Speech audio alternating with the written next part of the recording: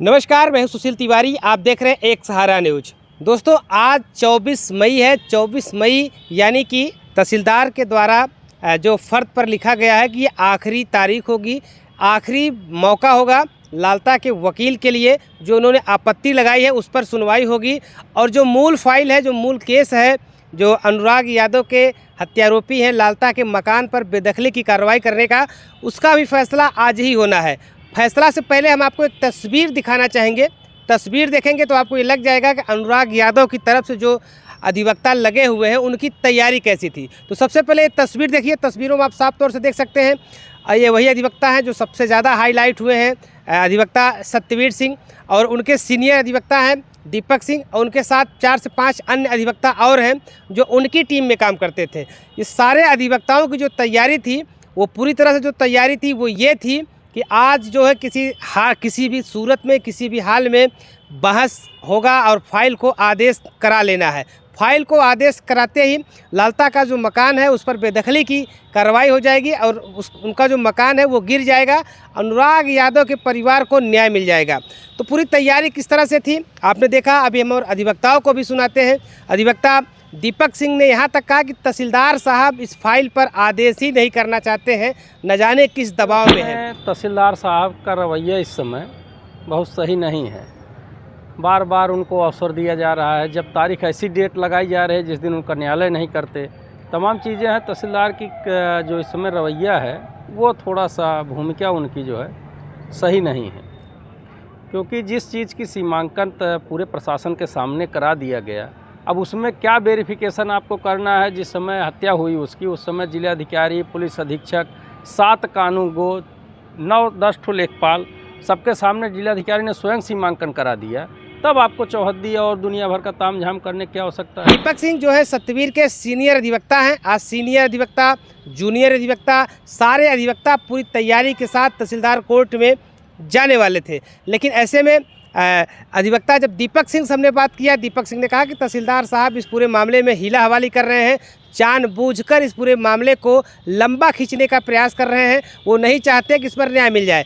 अधिवक्ता दीपक सिंह को आप सुनेंगे तो आपको उनकी बातों में कुछ न कुछ सहमति नज़र आएगी। अधिवक्ता सत्यवीर सिंह किस तरह से मुखर होकर के तहसीलदार के को लेकर के बोलते हैं, वो यहाँ तक ये कहते हैं कि इस पूरे घटनाक्रम में जो अपराधी हैं, लालता के परिवार के अपराधी हैं, उनके संबंध का एक व्यक्ति मौके पे जो सत्ता में मंत्री हैं उनके साथ रहता है, जिसकी वजह से मंत्री का जो दबाव है वो अधिकारियों पर है, जिसकी वजह से फाइल में जो है तारीख पे तारीख पड़ जा रही है, फाइल में सुनवाई नहीं हो पा रही है। पीड़ित परिवार यानी अनुराग के परिवार को न्याय नहीं मिल पा रहा है। मुखर होकर के सत्यवीर सिंह ये लगातार बोलते हैं, लेकिन आज उन्होंने एक बार फिर से उस बात को दोहराया है, क्योंकि जिस तरह से धीरे धीरे 7 महीने का एक लंबा समय बीत गया और उन्होंने पहले ही कहा था कि अगर मैं तहसीलदार होता तो इस फाइल को मैं चुटकियों में खारिज करके उस घर को गिरवा देता।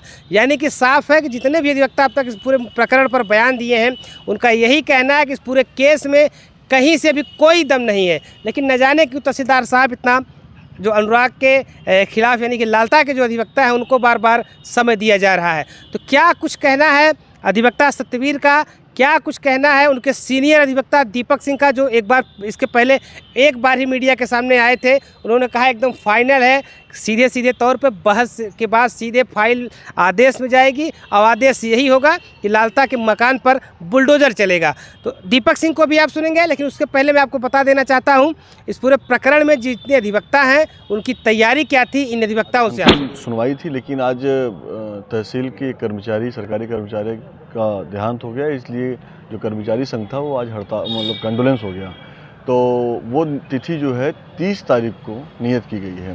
30 को पड़ी। हाँ, 30 को पड़ी है। और हम सब लोगों ने जिलाधिकारी महोदय को भी मिलने का प्लान किया हुआ है कि हम सब लोग मिलकर जिलाधिकारी को इस बात से अवगत कराएंगे कि लगातार जिस तरह से किसके दबाव में ये काम कर रहे हैं हमें नहीं पता है, लेकिन इस तरह से न्यायालय की जो कार्य है उसको न्यायालय के अधिकारी द्वारा अगर लगातार लंबित किया जा रहा है या उसको अटकाया जा रहा है तो ये थोड़ा ठीक बात नहीं है।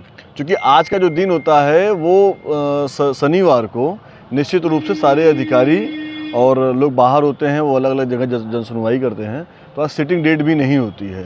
तो कहीं ना कहीं से तहसीलदार के द्वारा मुझे लगता है कि इसमें हीला हवाली करने का प्रयास किया जा रहा है, लेकिन हम सब लोग मजबूती के साथ खड़े हैं और हम सब लोग अनुराग के परिवार को न्याय दिलाने के लिए, अनुराग की लड़ाई को मजबूत करने के लिए बहुत सारे अधिवक्ता सब खड़े हैं और लड़ाई लड़ेंगे। कब तक जो है तहसीलदार भागेंगे, और मुझे लगता है कि हमारा एक डेलीगेशन भी जिलाधिकारी से जल्द मिलकर इस बात की मांग करेगा कि आने वाले 30 तारीख को अगर आप नहीं करा सकते हैं तो आप जो है मामले को खुद जिलाधिकारी किसी को या तो अन्य जगह पे ट्रांसफ़र करें या किसी अन्य तहसीलदार को लगा के इसकी सुनवाई करें। उनके परिवार वालों को जो 35 से 36 तारीखें पड़ गई, उनके परिवार वालों को क्या संदेश देना चाहेंगे? नहीं, उनके परिवार वाले बहुत धैर्यता के साथ, बहुत गंभीरता के साथ और बहुत मजबूती के साथ, क्योंकि उन्होंने अपने बेटा खोया हुआ है। अब उनके पास खोने को कुछ बचा नहीं है, उनके पास समय ही है। वो बेचारे लड़ाई लड़ रहे हैं, संघर्ष कर रहे हैं। मैं आज अनुराग के पिताजी को भी मैंने फ़ोन से बात की है और मैंने उनको बताया है कि हिम्मत नहीं हारनी है, लड़ाई को मजबूती के साथ लड़ना है। जो भी दोषी है, दोषी तो अपने आप को भागेगा ही कि हम बचे रहें, लेकिन एक वो है कि बकरा कमाई कब तक खैर मनाई, तो बहुत देर तक वो भाग नहीं पाएंगे। और निश्चित रूप से हम सब लोग मजबूती के साथ अनुराग के परिवार के साथ खड़े हैं, सारे अधिवक्ता खड़े हैं, न्यायिक रूप से, विधिक रूप से और न्यायपालिका पर विश्वास करते हुए मुझे पूरा विश्वास है कि अनुराग को न्याय मिलेगा। आज देखा गया आपके सीनियर जूनियर सारे अधिवक्ता एक साथ दिखे, क्या तैयारी की? नहीं, आज तो तैयारी बहुत हम लोग की अच्छी थी और हम लोग का जो बहस है उसमें बहस कुछ है ही नहीं है, क्योंकि जिलाधिकारी के नेतृत्व में जो राजस्व की टीम गठित हुई थी उसमें जिलाधिकारी, उसमें पुलिस अधीक्षक और उसमें खुद जिसके न्यायालय में मामला लंबित है वो खुद सब लोग एसडीएम सारे लोग जाके वहाँ पे उसका सीमांकन किए हैं। तो फिर आप बार बार एक दरखास्त पे आप तुरंत जो है डेट दे रहे हैं, आप सीमांकन करने के लिए टीम क्यों भैया? आपको अपने ऊपर विश्वास नहीं है, तहसीलदार को खुद के ऊपर विश्वास नहीं है, तहसीलदार को अपने मातहत पे विश्वास नहीं है, लेखपाल और कानूनगो पर विश्वास नहीं है। क्या तहसीलदार साहब को जिलाधिकारी पे विश्वास नहीं है, पुलिस अधीक्षक पे विश्वास नहीं है, क्या जिले के प्रशासन पे विश्वास नहीं है? अगर वो उस दरखास्त को लेके और इस मामले को लंबित कर रहे हैं तो मैं आपके चैनल के माध्यम से बता रहा हूं कि तहसीलदार जिलाधिकारी के ऊपर प्रश्नवाचक चिन्ह लगा रहे हैं, प्रशासन के ऊपर प्रश्नवाचक चिन्ह लगा रहे हैं और इस देश की जनता की आत्मा विश्वास के साथ प्रश्नवाचक चिन्ह लगा रहे हैं। तो अभी भी हम सब लोगों की आस न्यायपालिका पर है, लेकिन तहसीलदार जिस तरह से इस केस में हीला हवाली कर रहे हैं वो ठीक बात नहीं है। इस तरह से सत्ता के दबाव, मुझे पता है वो सत्ता का दबाव है, मुझे पता है कि एक मंत्री का दबाव है, क्योंकि जो दोषी है वो एक मंत्री के साथ रहता है, जिले के मंत्री के साथ रहता है, तो वो दबाव है। तो अगर दबाव में काम करना है तो कुर्सी पर बैठो भी मत भैया। आपको जनता ने उस न्यायालय पर विश्वास किया है, ना कि किसी व्यक्ति के ऊपर विश्वास किया है।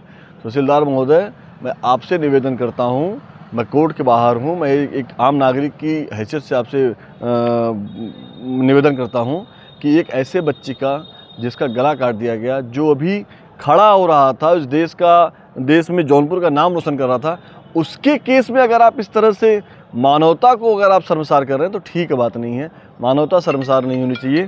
प्रशासन को सबको एक साथ मिलकर मुझे लगता है अनुराग को न्याय दिलाना चाहिए और अनुराग की न्याय के लिए हम सारे अधिवक्ता एक साथ खड़े हैं। और हम अधिवक्ता के अलग, मैं कांग्रेस पार्टी का नेता भी हूँ, कांग्रेस पार्टी पूरी मजबूती के साथ खड़ी है। कहीं अनुराग की हत्या के बाद आनन फानन में प्रशासन ने कुछ ऐसी कार्रवाई तो नहीं कर दी जो उनके गले की हड्डी बन गई? नहीं, बिल्कुल नहीं। कौन सा भाई, उसका सीमांकन किया गया, सीमांकन में ये सिद्ध हो गया कि वो बंजर खाते की ज़मीन है। आनन फानन कहाँ हो गया? जिला अधिकारी के समक्ष राजस्व की कमेटी बनके उसको जो है उन्होंने नाप कराया हुआ है। तो क्या अपने नाप के ऊपर तहसीलदार को विश्वास नहीं है? क्या अपने कानून को, अपने लेखपाल के ऊपर विश्वास नहीं है? अपने अमीन के ऊपर विश्वास नहीं है? क्या जिला अधिकारी के समक्ष जो नाप हुआ है उस पर विश्वास नहीं है? ये क्या मजाक बना रखा है न्यायालय को? विधिक कार्रवाई को जनता जो है विश्वास उड़ जाएगा अगर इस तरह से कार्रवाई होती रहेगी। तो जनता का विश्वास न्यायालय पे है, न्यायपालिका पर है, लेकिन इस तरह के अधिकारी अगर इस तरह का कृत्य करेंगे तो ये ठीक बात नहीं है। जनता जनार्दन इसका जवाब दे। आप अगर नहीं बेदखल करना चाहते, नहीं घर उसका गिराना चाहिए, तो सीधे सीधे ऑर्डर कर दीजिए कि हम चाहे जितने लोगों के सामने सीमांकन हुआ उसको डिनाई करते हैं।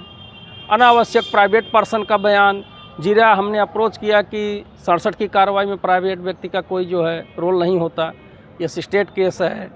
अब आप अपने लेखपाल, आपका मशीनरी है, उसने सीमांकन किया, तो आप कार्रवाई करिए। अनावश्यक उनके द्वारा डिले किया जा रहा है। आज एक बार फिर से तारीख बढ़ने की वजह क्या है? अब तो हम यही कहेंगे कि जानबूझ के शनिवार के दिन तारीख दिया गया, क्योंकि तहसीलदार साहब थाना दिवस, तहसील दिवस शनिवार के ही दिन होती है। और एक आरआई की बता रहे हैं कोई मौत हो गई, फिलहाल उस पर कोई बात नहीं है, ठीक है आरआई की मौत हो गई, लेकिन उनका लिंगर करने का तहसीलदार साहब खुद लिंगर करना चाह रहे हैं। उसको कारण क्या नजर है, क्यों लिंगर करना चाहे तहसीलदार साहब? अब यह चीज़ न बुलवाएं तो अच्छा है, आप खुद ही समझें क्या कारण है, क्यों कराना चाह रहे हैं, क्यों नहीं करना चाह रहे हैं। क्या कोई दबाव वगैरह? अब हमारे सामने कोई बात नहीं है, इसलिए जब तक कोई बात न सामने हो तब तक नहीं कुछ कहना चाहिए, लेकिन उनका रवैया जो है इसमें ढीला है। कितनी तैयारी थी आप लोगों की, क्योंकि आज उन्होंने अंतिम सुनवाई के लिए तारीख दी थी, कितनी तैयारी? कई बार अंतिम सुनवाई के लिए उन्होंने लगाया। इसके पहले आप लोग मिले थे हमसे, तभी हमने कहा था कि आज एविडेंस क्लोज हो गया। एविडेंस क्लोज होने के बाद कौन सा एविडेंस होगा भाई? आपका एविडेंस दो ही बिंदु सिद्ध करना है कि आप क्या सरकारी प्रॉपर्टी पर आपका मकान बना है कि नहीं बना है, वो तय करेगी आपकी मशीनरी। आपकी मशीनरी बता दी, जिलाधिकारी ने अपने सामने सीमांकन कराया, पुलिस अधीक्षक महोदय थे, सारी टीम लगा के उन्होंने पूरे गांव का सीमांकन करा दिया था। तब भी आप उसमें बता रहे हैं कि चौहद्दी नहीं है, चौहद्दी प्रमाण पत्र लाओ। मैं क्यों चौहद्दी प्रमाण पत्र दूँ? मैं तो स्टेट को रिप्रेजेंट करने के लिए जिलाधिकारी द्वारा नियुक्त हुआ हूँ। और आपकी मशीनरी आप खुद जाके मौका देखिए। आप तहसीलदार हैं, आपको सहायक कलेक्टर प्रथम श्रेणी के हैं कि सुनवाई के लिए 67 के लिए अधिकृत हैं, तो आप अपना सत्यापन कर लीजिए। आपको कोई संशय अभिकर जिलाधिकारी के समक्ष जो सीमांकन है उस समय आप भी तो थे, तो फिर ऐसा भी तो नहीं है कोई दूसरा तहसीलदार था, आप ही थे। आपके समक्ष सीमांकन आपकी मशीनरी ने किया, फिर कहाँ डिले आप कर रहे हैं? पिछली तारीख पे भी हिलावाली कर रहे थे, लेकिन आपके जूनियर लोग सतवीर सिंह वगैरह सब लोगों ने जम करके सवाल पूछे। उसके बाद उनको जो है आनन फानन में 24 तारीख डेट रखनी पड़ी और लिखना भी पड़ा कि अंतिम सुनवाई होगी। हाँ, लिखते तो यही है, लेकिन अंतिम के बाद कौन सा अवसर दिया जा रहा है यह समझ में नहीं आ रहा है। तो क्या लगता है ऐसे ही चलता रहेगा तो मकान नहीं गिरेगा? चलना तो नहीं चाहिए। अगर ऐसी ही प्रक्रिया रही तो हम खुद जाके जिलाधिकारी से इस बिंदु पर वार्ता करेंगे कि आपने हमको क्यों नियुक्त कर दिया अगर सुनवाई ही नहीं होनी है तो। सरकारी जमीन खाली कराने में इतना पापड़ बेलना पड़ रहा है, जबकि उन्हीं की जमीन है। यस, तो इस तरह से कोई भी सरकारी जमीन कब्जा कर लेगा, एक तरह से लोगों का मन बढ़ जाएगा। जिस तरीके से तहसीलदार का रवैया है तो हमें लगता है सदर तहसील में सभी लोग कब्जा कर लेंगे। तो आरोपों की जो झड़ी है वो लगातार अधिवक्ता भी अब लगा रहे हैं। 30 मई को फिर से तारीख पड़ी है। 30 मई यानी कि जैसा कि कहा जा रहा था कि तहसीलदार साहब जानबूझकर शनिवार के दिन को तारीख रखवाते हैं, क्योंकि उस दिन वो बैठते नहीं हैं। कहीं जो है जनता दर्शन में बैठना होता है, तहसील दिवस में भी कहीं कहीं जाना होता है, तो अधिकारी इसमें व्यस्त रहते हैं। इस वजह से जानबूझकर वो शनिवार के दिन पर ही तारीख रखते हैं। लेकिन अब 30 मई को जो तारीख नियत की गई, उस 30 मई पर जो अधिवक्ताओं की तैयारी है वो एकदम स्पष्ट है। उनका ये कहना है, आपने अभी तक सुना होगा किस तरह से सीनियर अधिवक्ता थे, जूनियर अधिवक्ता सतवीर और दीपक सिंह, उनका जो कहना है ये है कि अगर 30 तारीख पर अगर हीला हवाली करते हैं तहसीलदार साहब, तो हम अधिवक्ताओं का एक डेलीगेशन, बड़ा डेलीगेशन जो है जिलाधिकारी से मिलेंगे, उस पर मांग करेंगे या उस फाइल को आप खारिज कर दीजिए या तहसीलदार कोर्ट से हटा करके किसी अन्य कोर्ट में कर दीजिए। यानी अधिवक्ताओं का जो रोष है कहीं न कहीं वो देखने को मिल रहा है। अगर इस फाइल में और भी देरी होती है, फाइल को और लंगर किया जाता है, तो अधिवक्ताओं के रोष का सामना कहीं न कहीं तहसीलदार सदर को करना पड़ सकता है।